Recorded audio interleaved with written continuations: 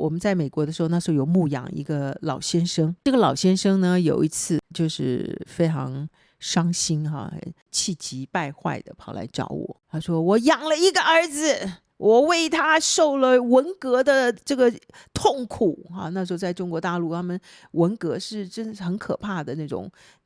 家庭的这种分裂很可怕的。然后他说我为了这个孩子，我可以什么罪，我什么样的痛苦我都可以忍受。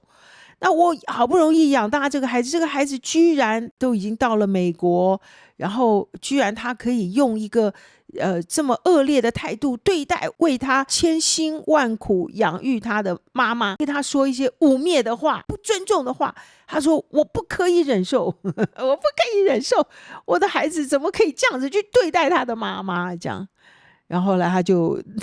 要拿刀要来杀这个儿子，他说我白养你了我们受那么多的苦，你居然这样子对待我的太太，你知道他怎么忍受的吗？这样两个这中间要杀起来了后来还是好，两个小孙女在旁边拉着这个爷爷讲说我们不要发生这些事情这个事情后来就这样子吵吵闹闹的就告一个段落。然后这个老先生就一直就耿耿于怀，就是没有办法放得下来。因为有一次他来我们家聚会嘛，然后在我送他回去的时候，在车上的时候，他突然就跟我讲说你知道我最恨的是谁吗？这样我说不就是因为你那个时候在中国大陆，那个时候你有被抓到那个劳改，他被抓到去劳改然后我说你大概就是最恨大概就是这个共产党或什么的这些害你的人嘛他说不是，我最恨的是我儿子。这样我就吓一跳，因为我在开车嘛，我就跟他说怎么会，然后他就讲了刚刚张伟讲的这个，他怎么可以这么忘恩负义对我的太太这样的忤逆这样这儿子白养了怎么样的。那时候我在车上我就跟他讲一句话，我说你要为这个好好祷告因为你的孩子到现在也还没有信主他们全家先生太太孩子都还没有信主，那你是基督徒嘛，你已经是信主了那这个老先生是在他太太过世的那天突然信主了，他太太是基督徒他突然他想要说他太太走了，他知道他太太说是信耶稣了上天堂了，他自己还没信，他很害怕他说我也要跟我太太去同样的地方所以他就信了主。他本来一直都不愿意信主，他是这样信主。不过重点回到刚刚那我在车上就跟他讲说伯伯你已经信主了，你的孩子还没有信主，他们会这样忤逆你也是他们不认识神你要为这个祷告。结果真的呢，后来这个老先生回去之后就一直在为说怎么跟孩子关系和好祷告然后他说他在祷告的时候他就看见一个异象，就是说神就 remind 他在他们家里的这个交往过程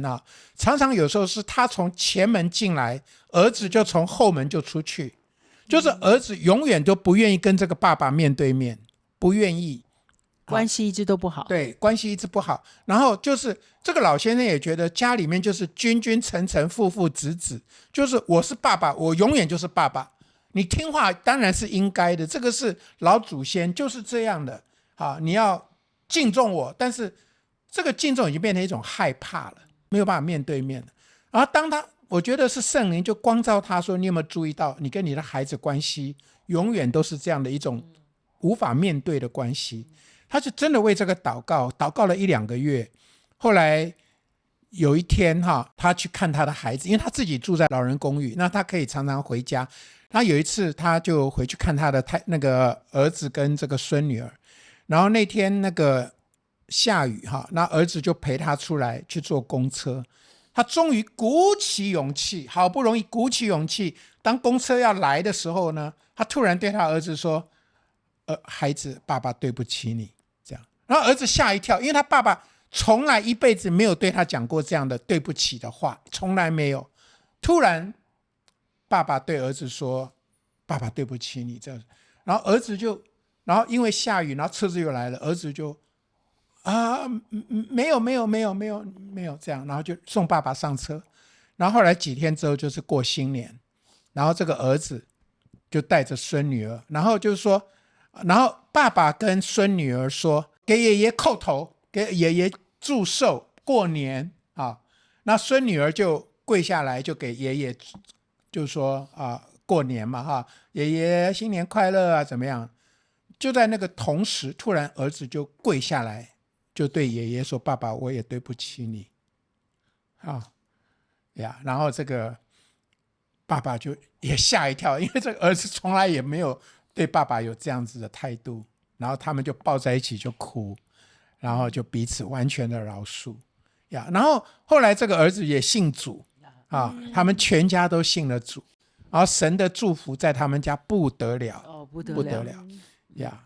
后来这个2个孩子都成绩各方面都非常优秀，但重点不是成绩优秀，而是说他们全家3代都真正的和好。这就是马来基书，父亲的心转向儿女，儿女的心转向父亲。